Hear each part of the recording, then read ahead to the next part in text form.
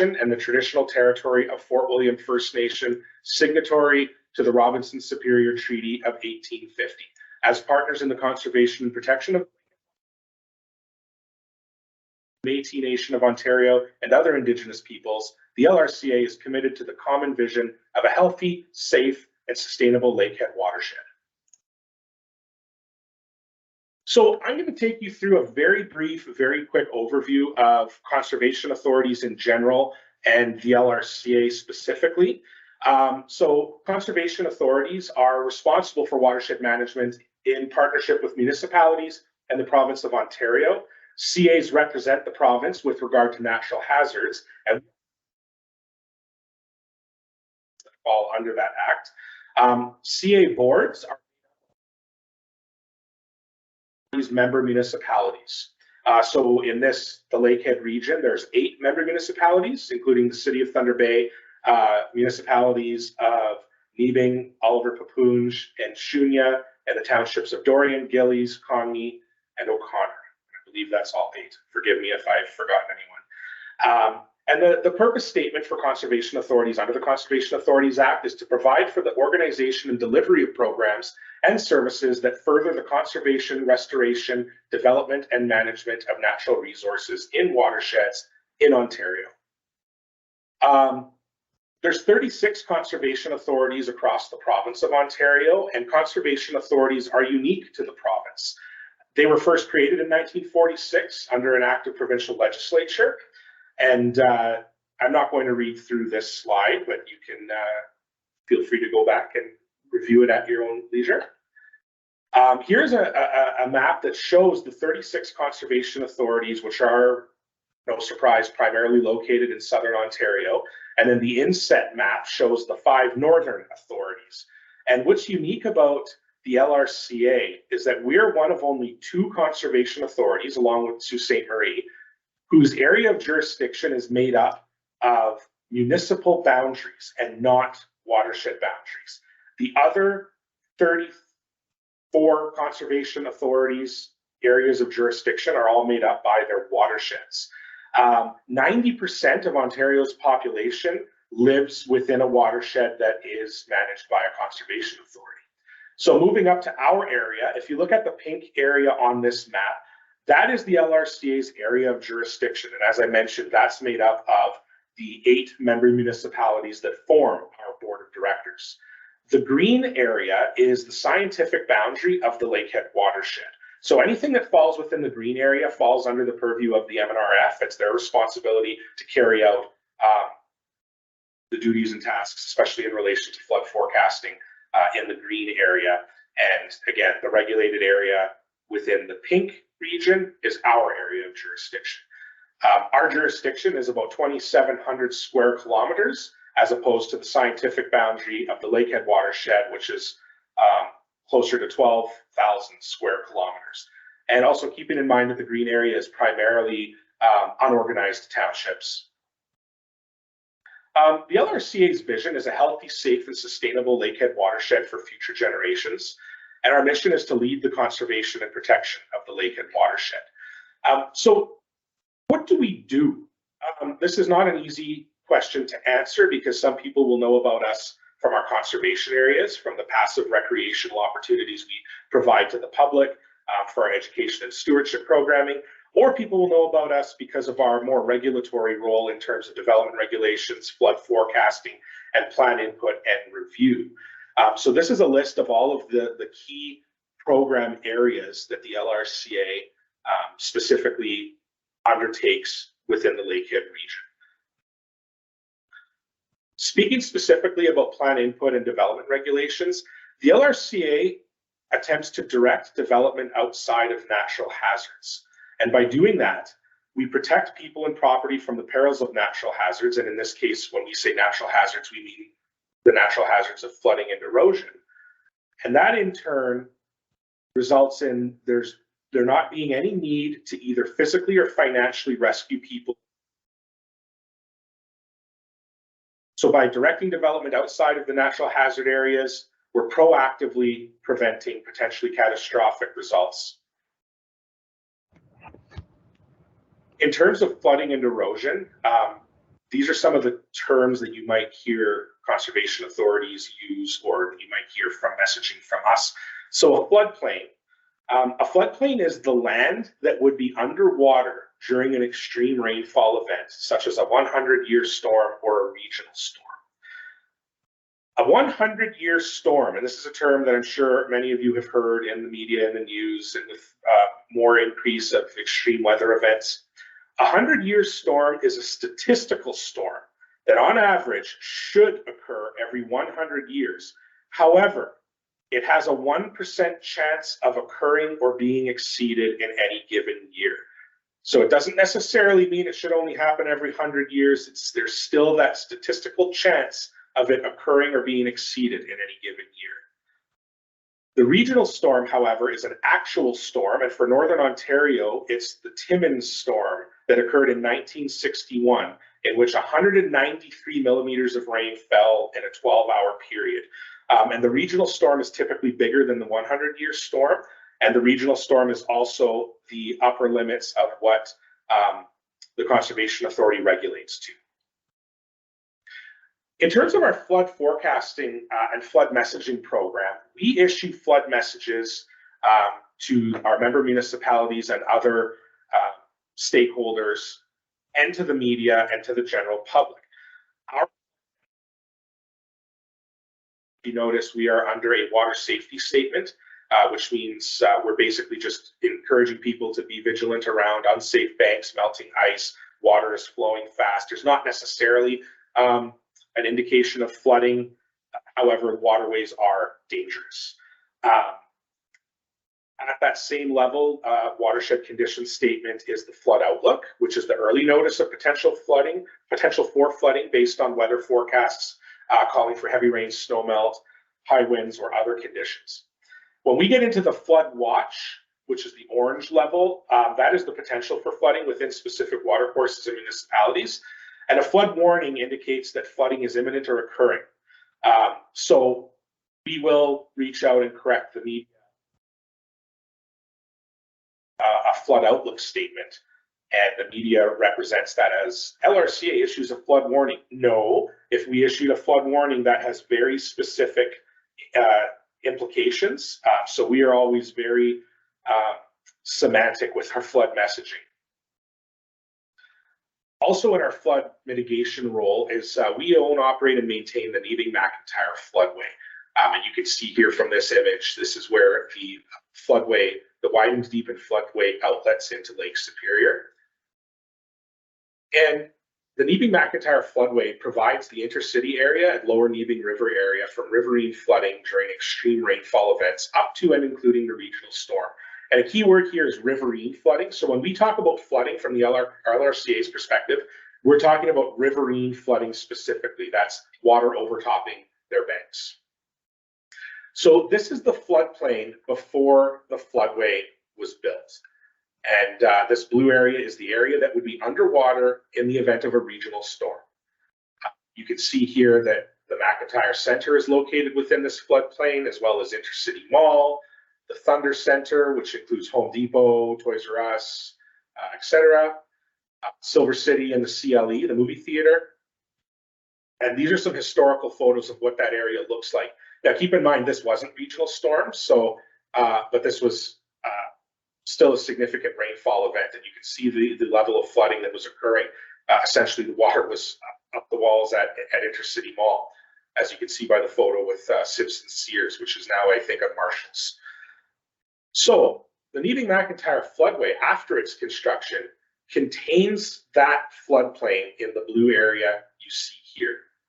Now you can see that the McIntyre Center, Intercity Mall, the Thunder Center, and the movie theater and CLE grounds all fall outside of the floodplain. And here's a comparison between the before and after the floodway was constructed. And I should note that the Neebing-McIntyre floodway came in ahead of schedule and under budget back in the 80s when it was fully completed, which is pretty remarkable considering that no major infrastructure projects ever seem to come in under budget or ahead of schedule. Moving on to, very briefly, the other side of the coin, We like to refer to this quote that states, no one will protect what they don't care about, and no one will care about what they have never experienced. And this comes from Sir David Attenborough, who is the voice of most nature documentaries you might be familiar with. So to that end, we invite people to get out and explore our conservation areas, which are the properties that we own, operate, and maintain as passive recreation spaces, where we also conduct our education programming. We own, operate, and maintain 10 conservation areas in the Lakehead region, including Cascades, Mission Island Marsh, Hazelwood Lake, Silver Harbor, Mackenzie Point, Perkett Cove, Cedar Falls, Little Trout Bay, Mills Block Forest, and Wishart Forest. And I should note that Mills Block Forest and Wishart Forest were recently relabeled as official conservation areas. They were technically forest management properties. Now they are full-blown conservation areas, and we're excited about some of the things that we have in the works at those two areas and some of our other conservation areas. We do have one other forest management property, which is Williams Forest. It's landlocked and closed to the public. And some of the other lands that the LRCA owns are Wakefield Common, the LRCA Administrative Office, other floodplain lands, floodways, or the floodway, etc. And on that note, I'm going to turn things over to Jessie, where she will talk about our Superior Stewards program. Thank you, Ryan. Our stewardship program here at LRCA has so much to offer, from opportunities to connect with community to hands-on experience restoring wildlife habitat. Got so many exciting projects on the go, so I'm excited to share them with you. The first initiative I wanted to chat about is our shoreline protection program. So if you or someone you know has lake or river on their property, this is for you. We offer free native trees, shrubs, grasses, and perennials to revegetate the area next to water. So thanks to generous funding from the Ministry of Northern Development, Mines, Natural Resources, and Forestry, we're able to support private landowners in planting native vegetation to enhance shoreline and riparian areas, in rehabilitating and maintaining healthy shoreline habitat, managing erosion, improving water quality by association, and contributing to climate change resiliency. We love to say that the difference between being a landowner and being a land steward is understanding and caring for your land. The area directly alongside lakes and rivers is integral habitat to many mammals, birds, bees, and other critters, and we think of these shoreline buffers and riparian areas as highways for wildlife. So it's really important to be able to offer those safe spaces in urban centers.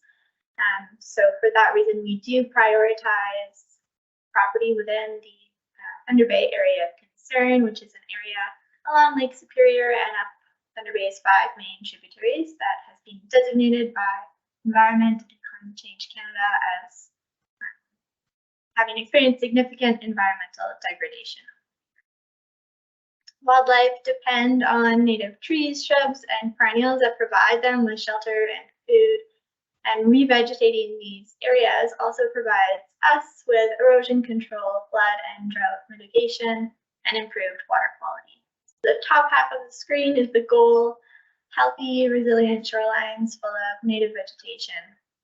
And a huge part of the shoreline protection program and LRCA's entire stewardship program is just spreading the word about the power of native plants and revegetation and their important role in restoring ground spaces. So we have tons of resources and knowledge to share, even if you don't have lake or river in your backyard. There's lots of ways to get involved. Native species are also one of the environment's #1 defense against invasive species, which we love talking about here at LRCA as well. Waterways especially are one of the biggest mechanisms of spread of invasive species, and invasive plant and aquatic species as well. And we've been able to manage a lot of different invasive plants through both our shoreline protection program and habitat restoration projects. On that note, we have also had the opportunity to bring together a group of biologists, natural resource management professionals, and just general members of the public interested in collaborating on invasive Phragmites management in the region.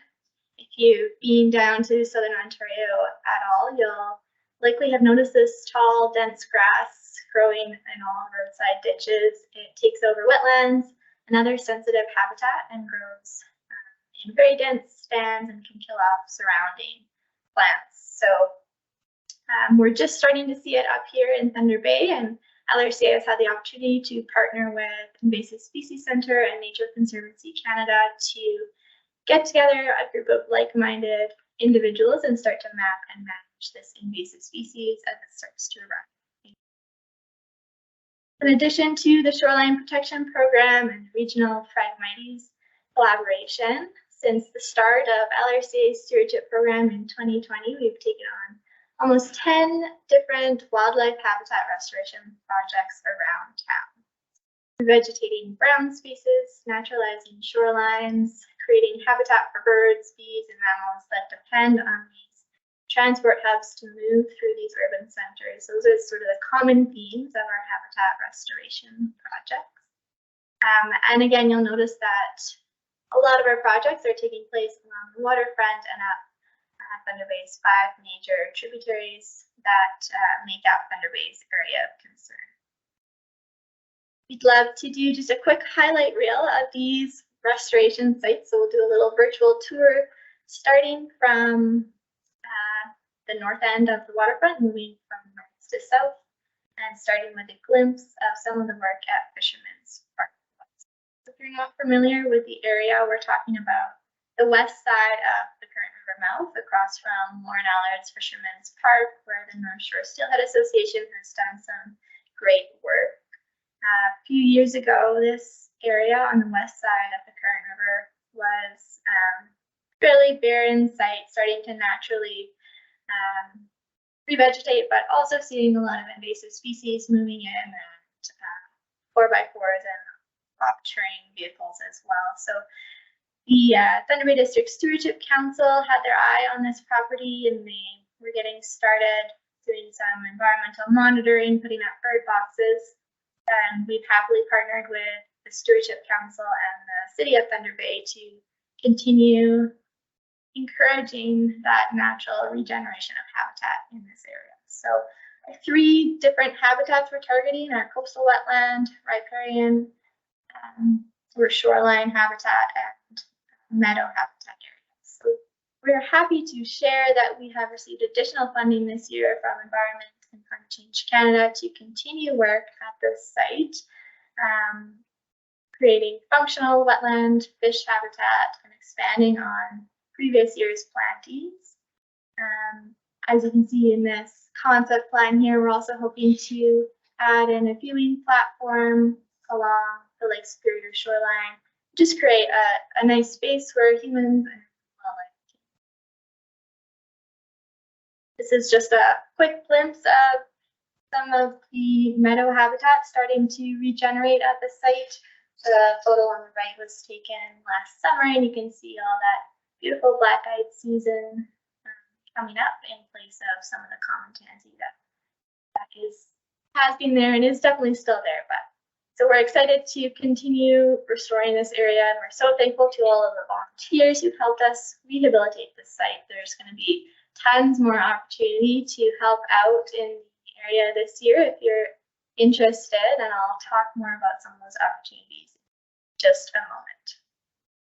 As part of the funding we received to continue work at Fisherman's Park West, we're also excited to be starting a new shoreline revegetation project this year along Lake Superior shoreline along Water Street.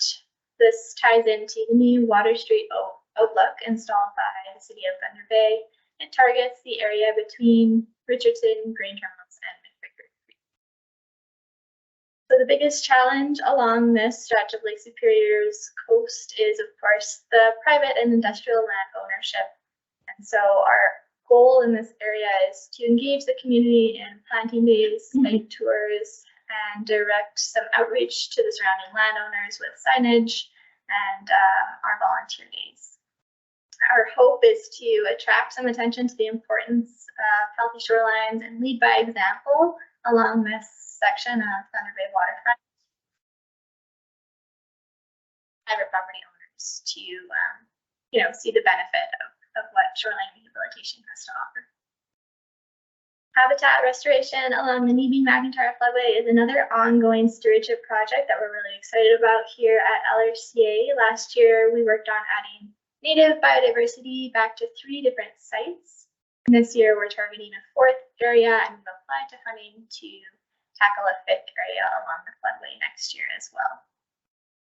So the overall vision is a living floodway corridor, long-term, taking on areas little by little to eventually create a 5-kilometer corridor of healthy riparian habitat along the length of the Nebine-McIntyre.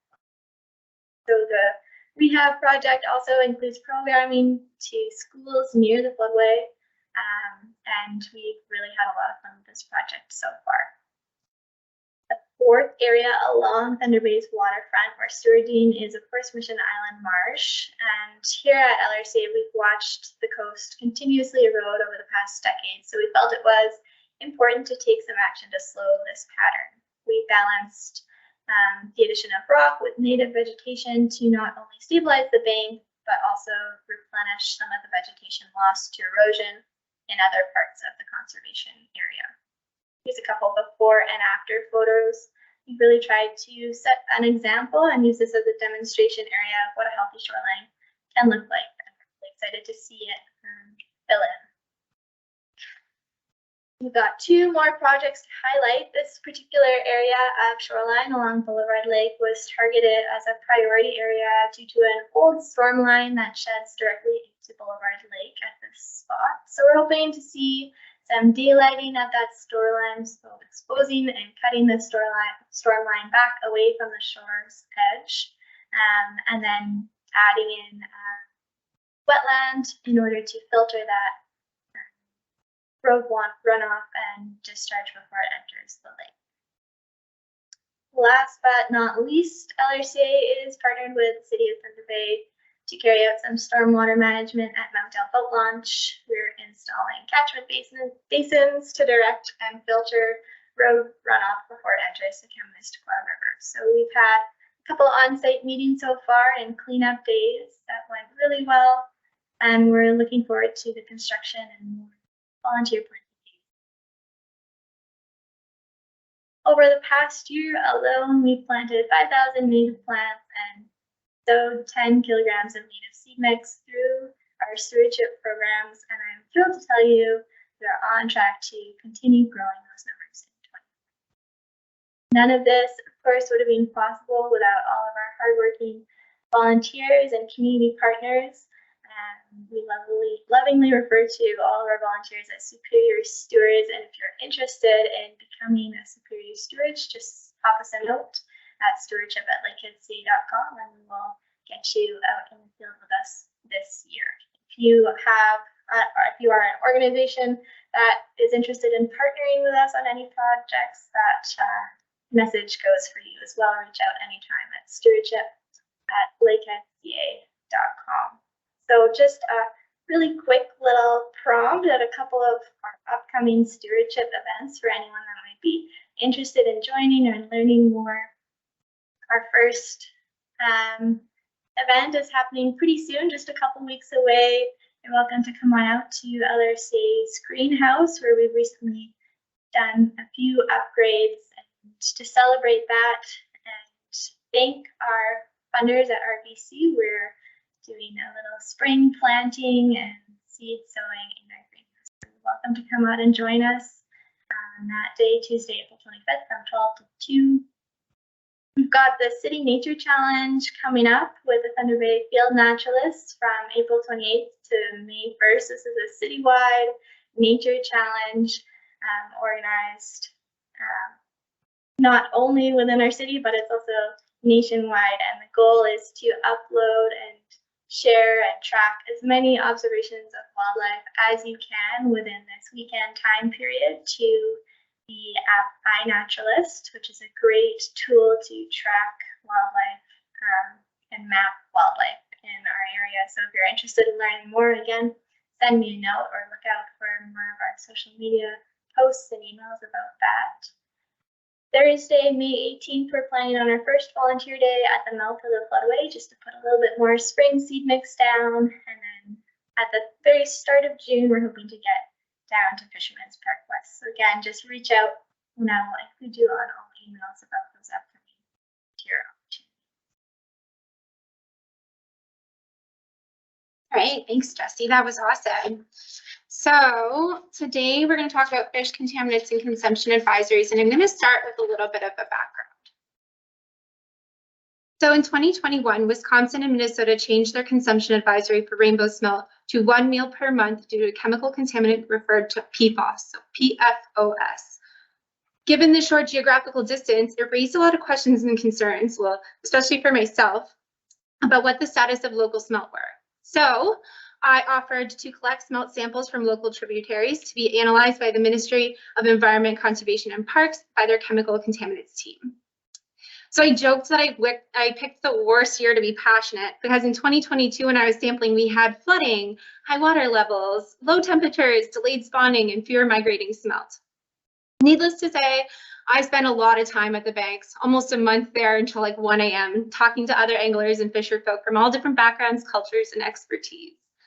After many discussions, I started to realize that there are a few knowledge gaps regarding fish consumption advisories, such as misconceptions between fishing regulations and consumption advisories, that consumption advisories were mercury specific. Some thought a meal was a whole fish, and that others were transporting these smelt for use in their gardens. So it became apparent that an education and outreach project regarding chemical contaminants and consumption advisories would benefit the community members of Thunder Bay. And thank you to Environment and Climate Change Canada, they provided the LRCA with funding to make it possible. So chemicals of mutual concern originate from human sources, and both Canada and the US agreed are potentially harmful to human and environmental health. So they have a long-term half-life depending on the chemical. So that means the time it takes down for these chemicals to break down by a factor of 2. So the chemicals of mutual concern enter Lake Superior through atmospheric deposition, point sources, so that's municipal and industrial wastewater discharges, non-point sources, so you got that stormwater and surface water runoff, and releases from existing contaminated bottom sediments. I bet that rings a bell to some of you, as we currently have contaminated bottom sediments in North Harbor. So the Great Lakes Water Quality Agreement commits Canada and the US to prepare and issue binational strategies to address these chemicals of mutual concern. So I joke that these chemicals they're more chemicals of convenience in the past, but they are, after all, not so convenient, especially not for our health. So the International Joint Commission has designated 8 chemicals of mutual concern, which have also been listed as toxic substances. So you might not be familiar with all of these, but mercury, PCBs, PFOS, PFOA, those are all highlighted in the media, and these chemicals are within our own harbor. And so these are just the ones that you got to watch out for and that they're continuing to monitor. I've also added toxaphene to the bottom because the Lake Superior also has high levels of toxaphene in fish. And that was old pesticide that was used back in the day that has now been phased out. So under certain conditions, chemicals of mutual concern may pose a risk to human or environmental health.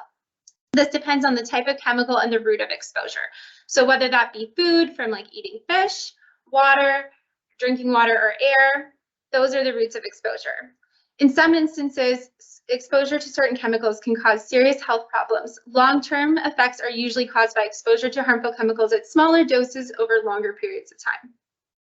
These long-term effects can include cancer, liver enlargement, changes to the metabolic system, and other effects on various organs or the body, depending on the chemical. Exposure to certain chemicals at early developmental ages can lead to birth defects and mental and physical development problems in children that can continue into adulthood.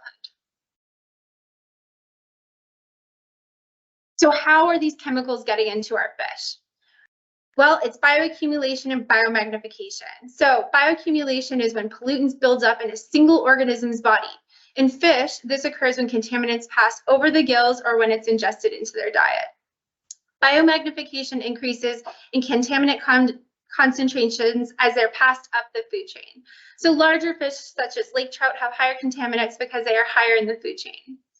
So the status of contaminants in edible fish in Lake Superior is currently classified as fair with an unchanging trend over the past 10 years. There was a substantial improvement in PCBs and mercury levels in Lake Superior fish between the 1970s and 1990s. However, since the 1990s, concentrations have plateaued. Long-term trends, though, indicate that concentrations are on a decline. I'd also like to highlight some of the good things that are happening on this table. So treated drinking water is good and unchanging. Toxic chemicals in sediment, good and unchanging. Toxic chemicals in herring gull eggs is also good and improving. And some of those fairer ones as well, you can see that there's two that are improving as well. So that's toxic chemicals in the atmosphere and toxic chemicals in water. So we are on the up. Before we discuss consumption advisories, I just want to acknowledge that we understand that freshwater fish are a traditional food source and that it is fundamental for the cultural identity, mental and spiritual well-being, and physical and nutritional health of Indigenous peoples across Ontario. Consumption advisories are not intended to shift Indigenous peoples away from traditional food sources, but to provide advisories to safely consume fish while we are finding solutions to address chemicals of mutual concern. Consumption advisories should be utilized as a tool to navigate these changes in the Great Lakes. The goal in the end of this is to do some outreach with Indigenous communities to gather feedback on how to continue to formulate and integrate a balanced framework for fish consumption advisories. So the fish consumption guidelines in the open waters of Lake Superior are fish consumption advice is issued in effect to avoid negative health effects of harmful pollutants found in fish and wildlife. So the Guide to Eating Ontario Fish was developed to provide fish consumption advice both for the general and sensitive populations. So that's women of childbearing age and women under 15. Fish consumption advice are based on location, type of fish, length of fish, and recommended number of meals. So this was discovered by testing the concentrations in the edible portions of the fish.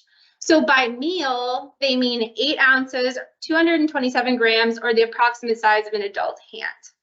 So on this website, the Guide to Eating Ontario Fish, they have an interactive map where you can zoom into all of your favorite fishing spots and check out those consumption advisories and see what chemicals are in those fish.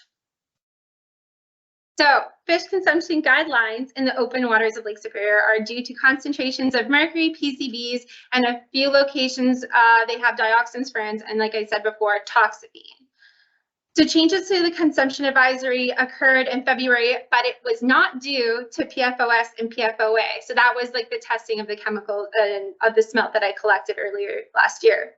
So the results indicated that PFOS and PFAS levels within Thunder Bay's Inner Harbor and Outer Harbor are low and did not have an impact on the consumption advisory. However, PFAS was included in the consumption advisories for the Neebing River due to its close-up proximity to the airport. Elevated levels are due to the fire training that has occurred on that site and the use of fire extinguishing foam. So there was a change on February 1st to the consumption advisory from the smelts that were submitted, and that is due again to that chemical that I was talking about before, toxaphene, which is a heavily used pesticide between 1970s and 1980s, but then it was globally banned in 2001 due to its health hazard and long persistence in the environment. So contaminant levels in Lake Superior fish not only vary by fish and age, but by the geographical location. This is due to the large size of the lake, the variety of fish populations, and the contaminant source. So I just wanted to take a look at the map and see what the differences were between the two locations. So we have Thunder Bay and Black Bay, quite close in geographical distance, but the consumption advisories were really different in the end. So if you look at lake trout, for example, it was for the size of 14 to 16 inches, is 8 meals per month in the Thunder Bay Harbor, whereas lake trout in Black Bay was 16 meals per month. And then that kind of followed the same for rainbow smelt and northern pike, where it's 8 meals per month, where it was 32 meals per month in Black Bay. And then the last one that I thought was like really substantial was yellow perch. So it's 4 meals per month and 32 meals per month in Black Bay. So there's a huge gap in those two consumption advisories. Numerous regulatory actions and environmental programs have been developed in the 1970s, significantly reducing the impacts of many chemical releases into the environment. In Canada, the manufacture, import, and use of chemicals are regulated by a number of laws, including the Hazard Products Act, the Food and Drug Act, and the Pest Controls Act. So Canada and the US are preparing binational strategies for chemicals of mutual concern, which may include the research, monitoring, and surveillance, and pollution prevention and control provisions. So current Canadian actions at the federal level are to reduce the amount of CFCs in the environment and focus on regulating and prohibiting the manufacture, use, offer for sale, and import of these substances, and the products that contain them with a limited number of exemptions. So here are just a few ways that you at home can prevent these chemicals from getting into our waterway. So take those household hazardous materials to waste collection depots. Don't burn garbage. Prevent these toxic compounds such as dioxins and mercury from getting into the atmosphere. Dispose of unused medication through pharmaceutical take-back programs. Select environmentally friendly cleaning products and personal care supplies. Utilize driveway sealants that have a limited number of toxic substances. Use natural, non-toxic pest control methods. Energy efficiency is key. If you're interested in watching a great film also about this and reducing the dependency on fluorinated consumer products, watch Dark Waters. It's all about a chemical company called DuPont. It's really an eye-opener on this subject. Try eco-friendly de-icing alternatives, such as sugar, sand, and coffee grinds.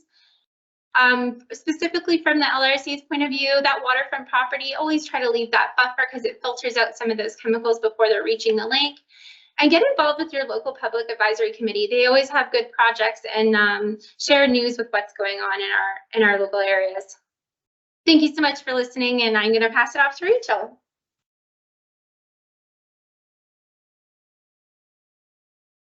Well, good morning, everyone. I am here to turn the conversation towards birding with your conservation authority. Hello. This is me, Rachel Zacharias-Bezanson. I'm the education coordinator with the LRCA. This is me on the left with some grade 7s at Hazelwood Lake looking at benthic invertebrates. And this is also me on the right before I started working with the LRCA, attending my very first Dorian Birding Festival. I want to talk to you for a few minutes today about some of the exciting birding events that we are having in conservation areas in and around our Lakehead watershed. And here is my summary chart for you. So save these dates. We have an event beginning the year of birding with a Birding for Beginners course here at the head office. We have our flagship 2-day event right in the middle of spring migration at the Dorian Birding Festival. And then in the fall, we have a few days of birding to look forward to as well. So I'll show this chart again at the end, and you can always find all of this information on our website as well. So on May 25th, after work, between 6 and 8, we would love to welcome anyone who is curious about birding, because all you really need to begin birding is a field guide, maybe some binoculars, and a window to look out of. If you are interested in learning how to do this or what the big fuss about birding is all about, we would welcome you and your family and all your friends to come to the LRCA head office here at the corner of Golf Links and Oliver. We're wheelchair accessible at the office, and there are bus stops a 5-minute walk away. Thanks to the Friends, PD Friends of the Environment for helping us make this event affordable. You can bring your own field guide and binoculars, and we can help you sort out how to use them. Or we have equipment here at the office for you to try out. So we are going to start inside, learning how to identify birds by sight and sound, and with and without technology. And then we're going to head outside to practice our skills together. Some birders need more than a window and binoculars and a field guide. We welcome all birders of all levels to our flagship event, the Dorian Birding Festival, which this year is happening on the weekend of May 27th and 28th. This festival was conceived of and run for an amazing 10-year run by the Dorian's Canyon Country group. They did an amazing job, and in 2019 handed it over to the LRCA to run. We had a wonderful festival that year. COVID took the Bird Festival away in 2020. We offered it virtually in 2021. Last year, the 2022 year, we did a modified outdoor-only birding festival, and this year we're really pleased and happy to announce that we are back for the full meal deal on the May 27th and 28th weekend. So this is what you're in for if you get one of the highly prized tickets. Saturday starts with an early bird guided hike out in Dorian, out in the Dorian Township. We have guided hikes throughout the day at Herkett Cove Conservation Area, Herkett Dock, Weemutt Canyon Provincial Park, and Dorian's Back Roads and Farmers Fields. And the special thing about Saturday is that all of our meals are taken together at the Dorian Community Centre and at the Cove for sharing of stories and a sustenance before we launch out again. And then Sunday, we move to a different area for guided walks at the Dorian Bible Camp property. And we wrap up the festival with a lunch back at the school and the collection of information from the day, the statistics to go through. So we, for the life of the Dorian Birding Festival, we have noted 179 species on the days of the festivals. The highest count we received was on the 2015 festival. We saw 121 species. Last year, when we were doing our modified festival, it was cold and rainy, and still we saw over 100 species. So it's always a good time, regardless of the weather conditions. Last year, even, we welcomed to our total list of species 3 new ones: marsh wren, Connecticut warbler, and eastern meadowlark. So all participants of the festival receive from the LRCA at the end of the festival our species roundup, our festival bird count, and lots of good memories to take away. This could be you if you joined us at the Dorian Bird Festival. And then in the fall, last year, we decided to see if we could organize an event around an amazing occurrence that happens in the Slate River Valley every fall when the sandhill cranes start their migration towards the south. Hundreds and hundreds of birds have been seen in the Slate River Valley, and we wanted more people in our watershed to be able to experience this amazing event with these giant birds. This is a self-guided tour. So we run it for 2 weeks, and we give you the route map to explore the areas where they are usually found, and you can head out as often as you like, and we get updates from folks who have seen some of the collections of the birds and then send out those notifications so that everyone can enjoy them. Last year there was a crop rotation thing that happened that prevented some of the larger flocks from showing up and hanging around for a long time. So we'll see this year what we're able to find at the Sandhill Crane Festival. And then we showcase birding in Nebing on Wednesday, the 23rd of September in the morning. And we tried this for the first time last year. This happens at Big Trout Bay on Memory Road.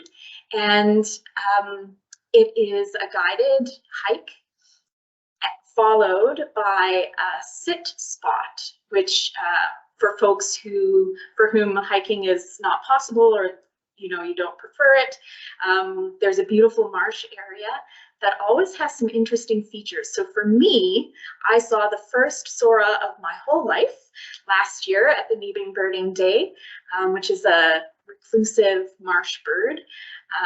So that was exciting for me. And also there was this beautiful female northern pintail. What makes this event special this year is that we are conducting the event looking through two different eyes. So one eye being the Western science way of knowing birds, presented to you by the LRCA, and Anishinaabe ways of knowing birds, presented to us by Cindy Crow. And again, thanks to the TD Friends of the Environment for their support for this event. And we will wrap up the year with Waterfowl Viewing Day. And this is a long time tradition for birders here in our Lakehead watershed, led by the intrepid Brian Ratcliffe, our local expert, Saturday, October the 7th. And this year, again, we're running it as a drop-in, so no limits on the amount of people who can show up. Anytime that morning, you are welcome to come to Mission Island Marsh Conservation Area and come look through our equipment, our heavy-duty scopes, to look at the waterfowl who are getting ready to head south. And this event is free. So in review, here are all our events so far. There's going to be some other educational events for students in the region as well. And if we add any other events that we have ideas for, head to our website for any updates. And here's how you can get updates. We have a birding newsletter, and we would be very happy to put your email address on it. And in that way, you get all of the information as it's coming out live. This is how you can do it. You go to our website, you type birding newsletter into the search bar at the top, and then you'll need to scroll down to the bottom of the page to enter your email address and press subscribe. And then you will be on our list. You can also follow us on Instagram or Facebook. We will be posting ahead of all of these events. And if you'd like to register for any of our events, this is how you can do it. You go to our website, which is www.lakeheadca.com, and then look for the store at the top right-hand corner. If you click on the store, you'll see an option for events. And under events, if you click on it, there'll be a list of all the events that you could register for that the LRCA offers. So for example, if you wanted to beginning birding or birding 101, you would click on that event and scroll down to registration information and put in your information, say the number of tickets, pay the fee, and then you are registered for the event, and you'll get an email to confirm your registration. A few words about birding with the LRCA in an ethical way, just before I close. When you're birding in conservation areas or anywhere in our beautiful watershed, we like to remain a respectful distance from the bird that we are observing, so we don't cause unnecessary distress Migration is dangerous and stressful for birds, and we certainly don't want to add to that with our interest in them. We also avoid using calls or other attraction methods, such as food, for any species that are threatened, endangered, or of special concern, or for birds that are rare in our area. And so if you're not sure or you don't know the status of the species of birds you are looking at, best just to not use any calls or attraction methods. And in an effort to keep habitat from being disturbed, we stay on the trails. And as well, we don't use flash photography or taking pictures of birds. So we hope to see you out there. There are so many good reasons to be a birder and to enjoy birding. For your health, because you're curious, it's so much fun. There's always the element of surprise. I'm always astounded by the beauty of birds, and it's a wonderful community of birders in Thunder Bay to become connected to. So have fun when you're out there. I hope to see you at some of these events, and thanks very much for listening. If you have any questions for me, I'm at education@lakeheadca.com, or you can just call the head office and ask to speak to Rachel.